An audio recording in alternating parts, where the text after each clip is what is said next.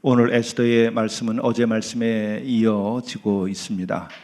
어제 말씀은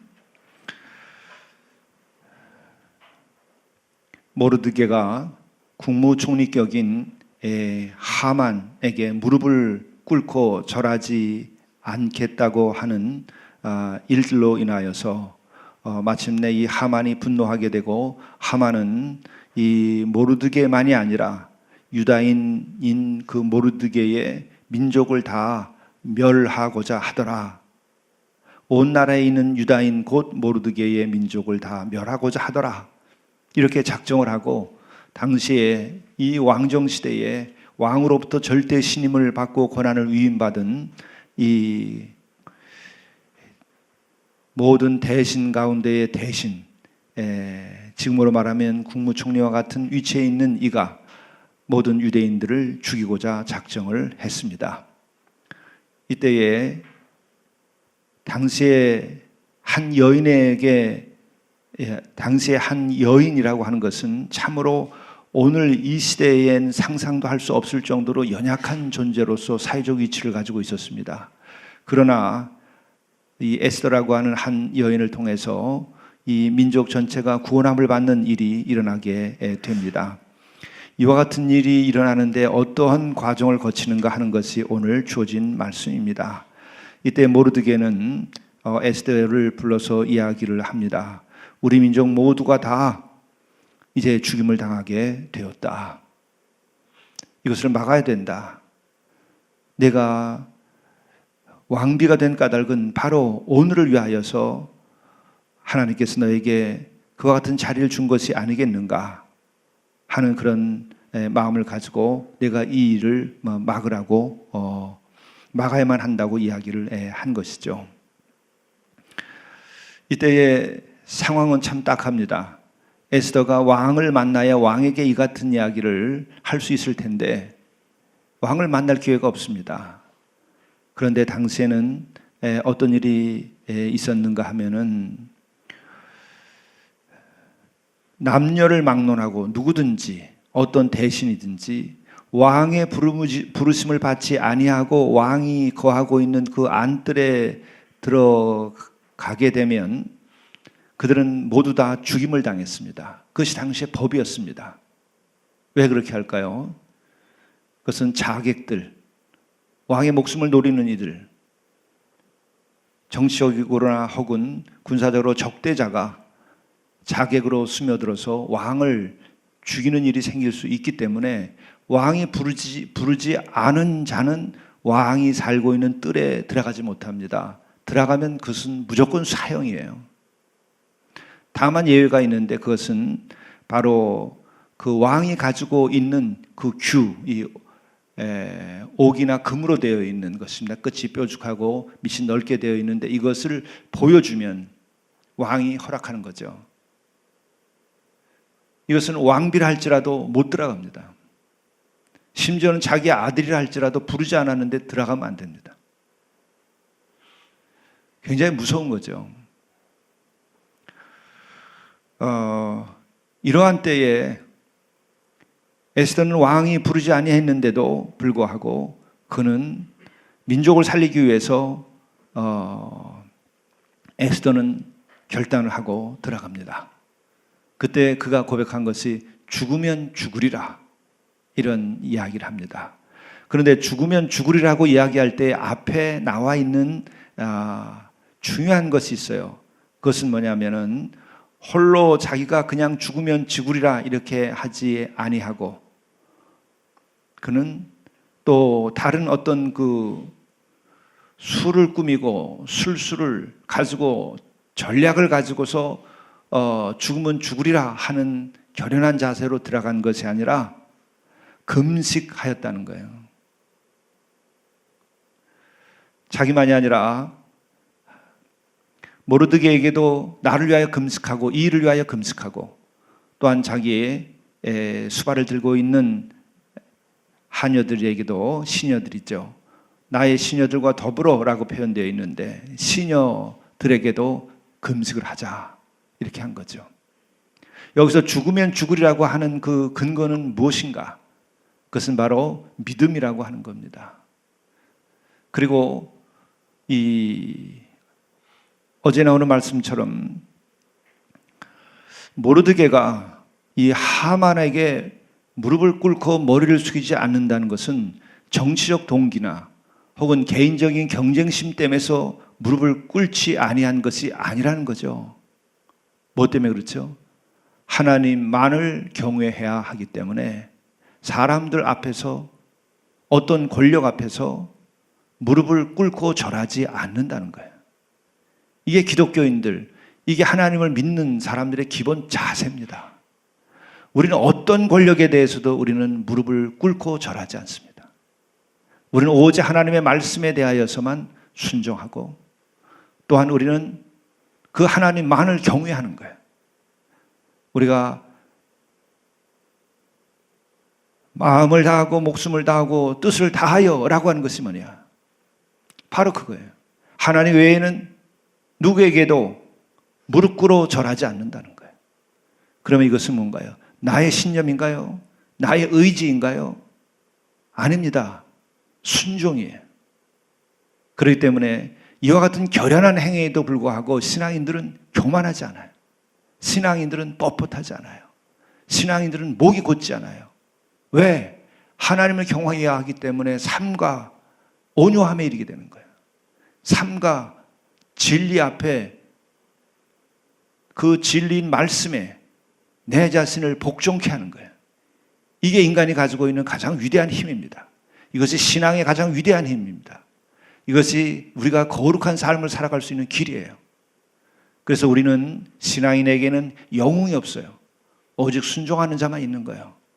오직 하나님을 믿고 하나님을 경배하는 자만이 있는 거예요. 그렇기 때문에 우리는 투사와 달라요. 죽으면 죽으리라. 어떤 권력에 대하여서도 우리는 엎드려 절하지 않는다. 어떤 금권에 대해서도 엎드려 절하지 않는다 하는 거예요.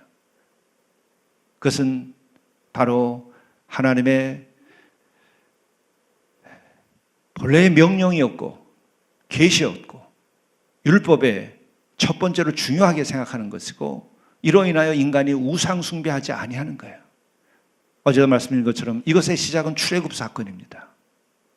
절대 권력 그리고 그 한 인간이 신이었던 신정 정치를 했었던 바로 왕에 대하여서 노라고 역사적으로 하나님께서 이 해방의 사건을 통하여 그것을 보여준 것이고 그렇기 때문에 그 출애굽 사건은 정치적인 해방의 사건이 아니라 그것을 넘어서서 정치, 경제 그리고 영적인 해방과 자유의 사건이에요. 이것이 인간의 역사에서 여러분 흔들리거나 어둠에 빠지면 인간은 결국은 우상 숭배자가 되고 권력의 수단으로 전락해버리게 되는 것이고 인간이 인간을 지배해버리는 일이 생기는 것입니다. 이 신앙, 이 율법의 말씀, 이 진리가 사라지면 인간의 역사는 어둠 속으로 계속 곤두박질 쳐왔어요. 심지어 신앙 안에서도 마찬가지였어요. 그것이 바로 종교개혁을 통하여서 그것을 회복시킨 겁니다. 우리 신앙인들이 이것을 분명히 해야 돼요. 바로 죽으면 죽으리라 하는데 어떤 권모와 술수와 또 어떤 전술이 없어요. 금식했다는 것은 모르죠. 하나님 앞에 나왔다는 거예요. 믿음으로 시작하여 믿음의 방법으로 주의 뜻을 이루는 거예요. 이것이 우리 신앙인들의 빛이 되어야 되는 것이고 양심이 되어야 되는 것이고 우리들의 절개가 되어야 되는 것이죠. 오늘 기독교의 연약해진 모습들, 오늘 성도들의 모습들, 그것은 이것이 있느냐 없느냐에 달려서 따라서 결정이 돼 가고 있는 것이고 또 어떤 면에서 우리의 그 연약함으로 부끄러움을 당하고 있는 까닭은 이것이 없어서 그런 거예요. 그것은 나의 의지, 나의 신념이 아니에요. 내가 깨져버리는 데서 생기는 거예요. 내가 불타서 재가 돼버리는 데서 생기는 거예요. 그래서 오직 하나님의 거룩함과 하나님의 그 진리와 사랑이 나를 삼켜버렸을 때 생기는 거예요. 그래서 순교자는 투사와 같이 똑같이 자기의 목숨을 내버립니다. 그러나 마지막 순간이 달라요. 순교자는 마지막에 적대감을 갖지 않습니다.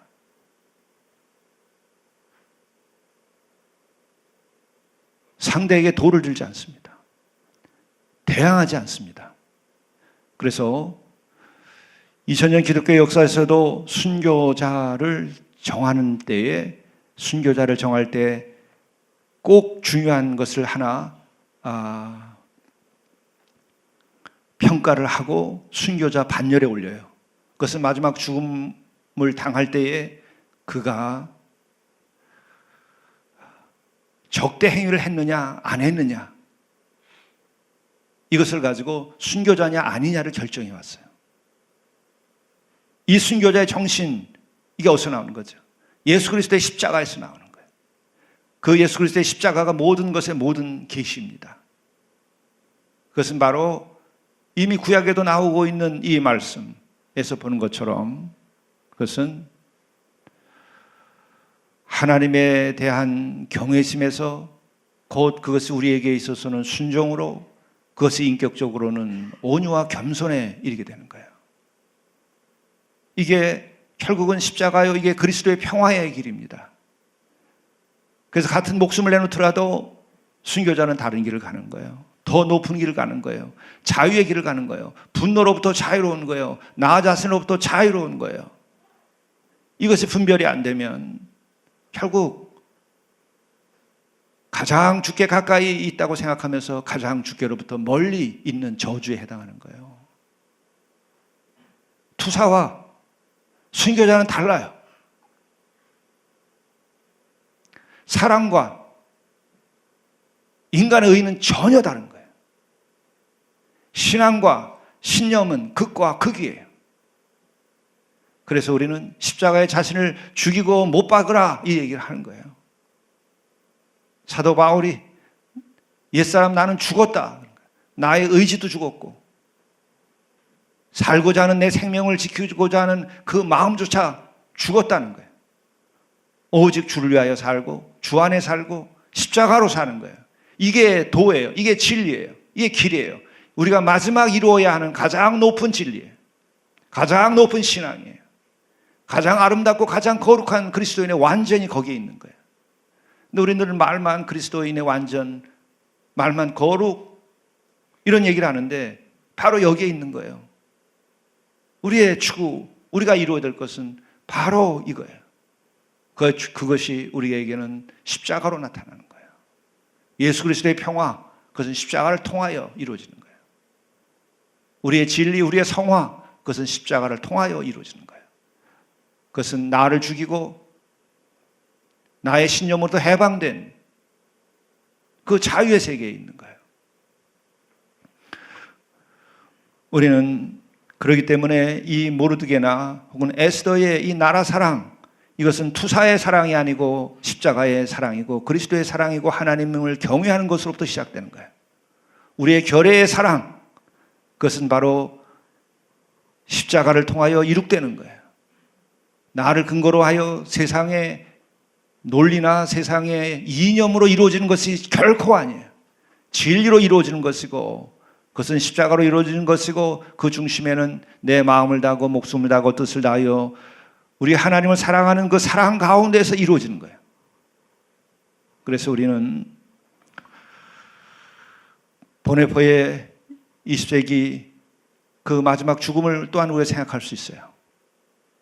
보네포는 히틀러가 유대인들을 600만씩 학살을 하고 전쟁을 일으키고 많은 사람들을 죽일 때에 이 독일의 한 신학자인 보네포는 믿음의 사람, 참으로 젊은 30대였습니다. 그가 운전사가 미쳤으면 끌어내려야 한다 하고 히틀러를 제거하려고 했죠. 그러나 우리가 보게 되면 그는 투사처럼 보입니다. 그러나 그의 일기나 그가 옥중에서 쓴 글을 보게 되면 투사가 아니에요. 그는 참으로 온유하고 그는 참으로 겸손하고 주를 경외하는 그 이야기들을 쓰고 있어요. 그리고 또한 그는 그렇게 얘기합니다. 한없이 자기 자신이 연약하다고. 남들은 죽음을 넘어선 사람으로 그렇게 말하지만 자기는 늘 그 죽음 앞에서도 연약하다고. 그러나 그것이 십자가를 믿고 그 안에서 주를 믿는 그 믿음 안에서 자기는 넘어서고 있다고 하는 것을 고백하는 거예요. 투사들은 죽음을 두려워하지 않습니다. 투사들은 이 목숨을 하루살이처럼 생각을 합니다. 그러나 순교자들은 우리의 목숨을 하루살이처럼 생각하지 않아요. 목숨과 생명을 너무나 존귀하게 생각합니다. 자기의 목숨에 대하여서도 마비돼 버린, 도취해 버린 상황에서 자기 자신을 대하지 않아요.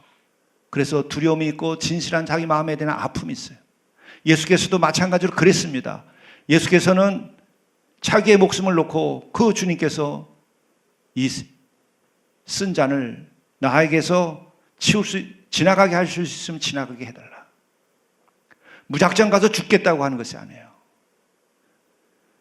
인류를 구원하는 데에서도 예수께서는 무작정 죽겠다는 게 아니라 이 쓴 잔을 내가 마시지 않을 수 있으면 좋겠다. 아버지요. 그러나 내가 마셔야만 되면 나에게 주십시오. 여기서는 어떤 IS의 그 성전을 선포하고서 목숨을 막 내던지고 불태우는 그들이 말하는 전사들과 어떤 차이가 있습니까? 생명의 소중함, 생명에 대한 사랑, 삶에 대한 진실한 사랑이 있는 거예요. 그 사랑 때문에 자신을 바치는 거예요. 분노의 에너지로 자신을 불태우는 것이 아니에요. 미움 때문에 불태우는 거 아니에요. 너무나 사랑하는 거예요. 사랑하는 거예요. 자기 목숨조차도, 자기의 삶도, 작고 작은 일상을 사랑하는 사람들이에요. 순교자들은.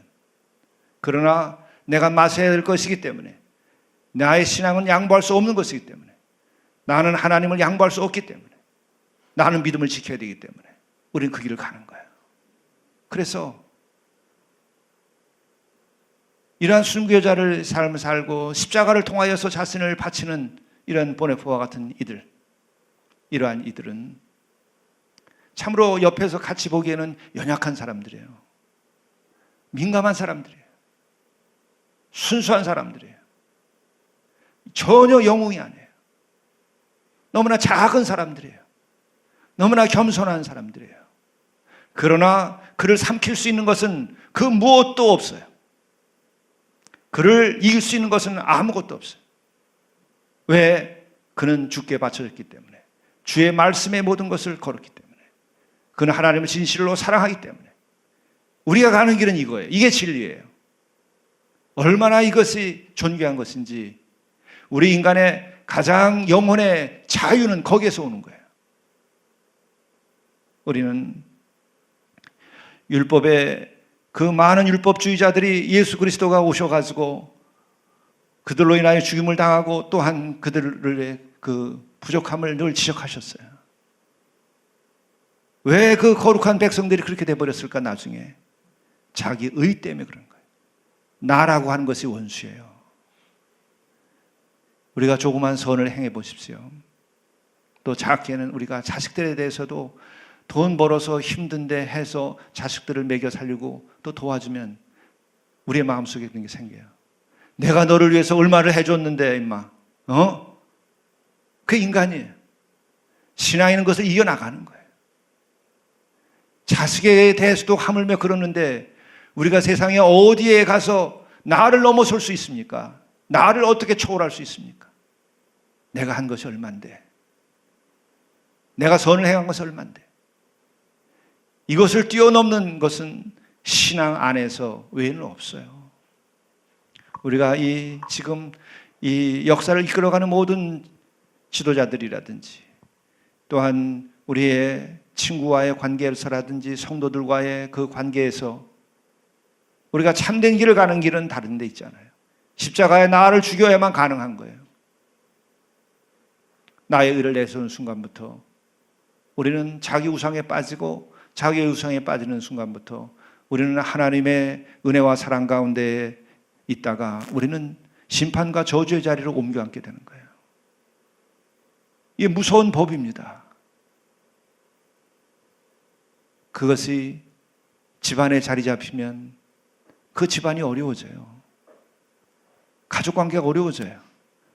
그것이 교회에 자리 잡히면 다 깨끗하고 거룩한 것 같은데 불편해져요, 교회가. 사람 만나는 게 교회 와서도 불편해져요. 자신이 시퍼렇게 살아나서 하나님을 적대하기 때문에 그러는 거예요. 그건 내가 하나님이 되는 현상이에요. 그런 의를 내세우는 자들이 지도자들이 되면은 국민들이 나중에 불편해져요. 그를 숭배하는 자와 그를 반대하는 자로 나눠져요. 이것을 넘어선 사람이 바로 우리는 복된 20세기를 살았다고 말할 수 있는 몇 가지 이유가 있는데 그 중에 하나는 만델라와 같은 영혼이 있었다는 거예요. 만델라로 인하여서 흑인과 백인이 나눠지지 않았어요. 만델라로 인하여서 돌을 맞아야 됐을 그 백인들이 돌을 맞지 않았어요.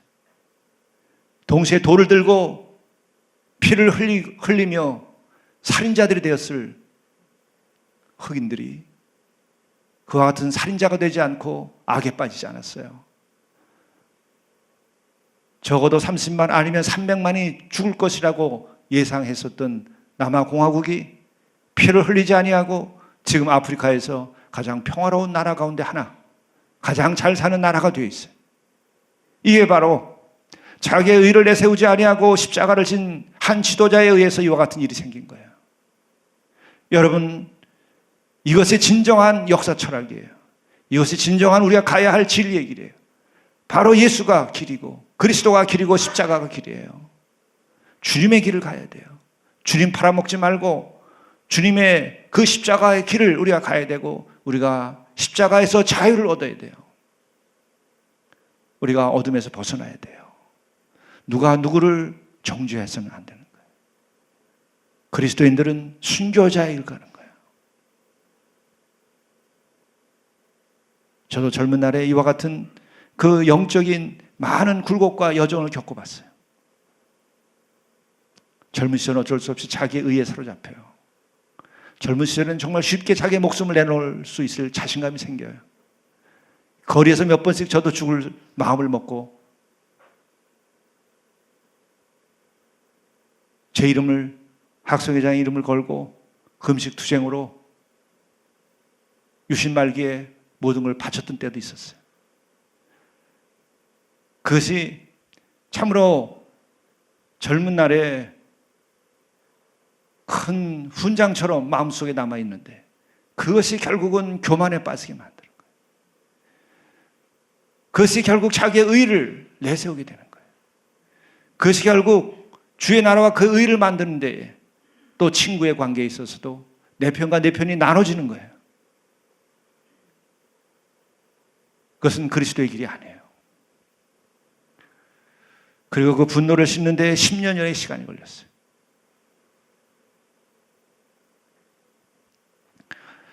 저는 80년대 초에 살아있는 것이 불명예스럽게 생각했던 시절이 있었어요. 정말 그랬습니다. 이 아내가 옆에 있지만은, 여기 자리에 있지만은 그 시절이 있었어요.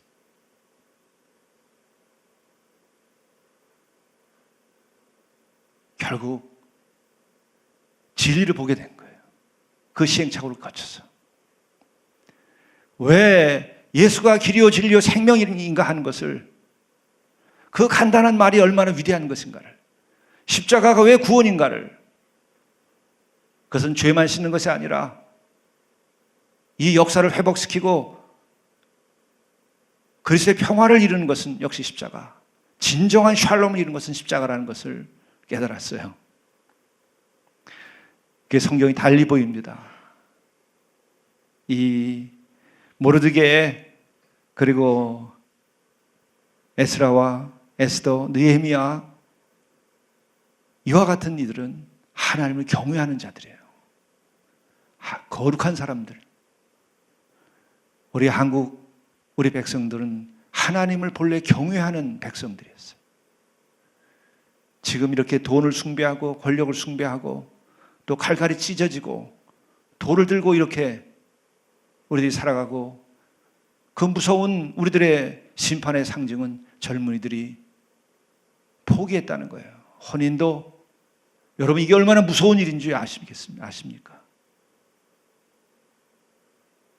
직업을 갖는 것도, 아이 낳는 것도 포기했다는 것은 이게 저주입니다. 왜 이런 세상 만들었을까요?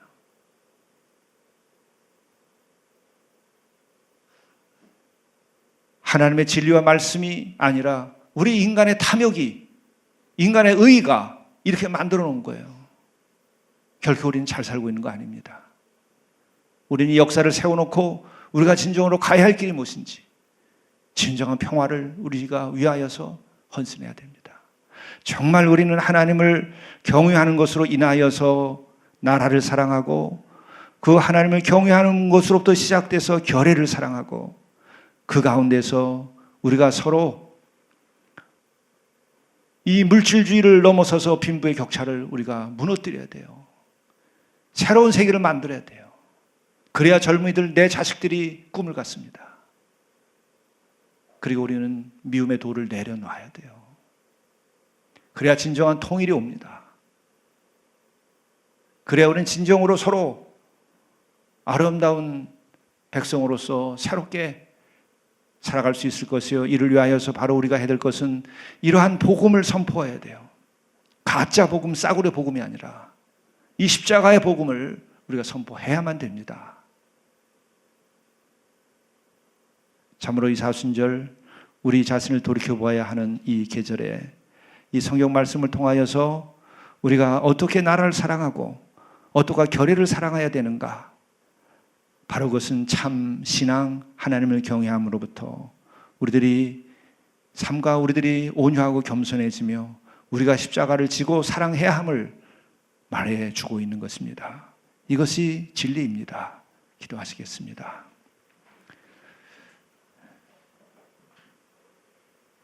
죽으면 죽으리다 라고 하는 이 믿음에 이르기까지 우리가 우리 자신으로부터 자유케 되게 도와주시고, 또한 하나님을 사랑하고 또 사랑하기에 우리는 하나님의 말씀에 따라 그것을 지키기 위하여서는 죽으면 죽으리라고 하는 마음을 가지고 살아가게 도와주옵소서. 우리 주님께서는 죽으면 죽으리라 이미 십자가를 지시고 구원을 이룩하셨고, 모든 자의 죄를 사하여 주시고 또한 화해케 하셨던 그 십자가의 복음을 저희들이 오늘 이 아침 새롭게 깨달아 알게 도와주시고, 그 믿음 가운데에서 우리가 더욱 온유하고 겸손한 가운데 서로 섬김을 할 수 있도록 인도하여 주옵소서. 우리가 진정으로 남과 북이 화해할 수 있게 인도하여 주시고, 가진 자와 갖지 못한 자가 서로 화해할 수 있게 도와주시고, 서로 나누게 인도하여 주시고, 진정 주님께서 원하시는 그 질서를, 하나님의 나라와 그 의를 세울 수 있도록 인도해 주옵소서. 우리 주 예수 그리스도의 이름으로 간절히 기도드리옵나이다. 아멘.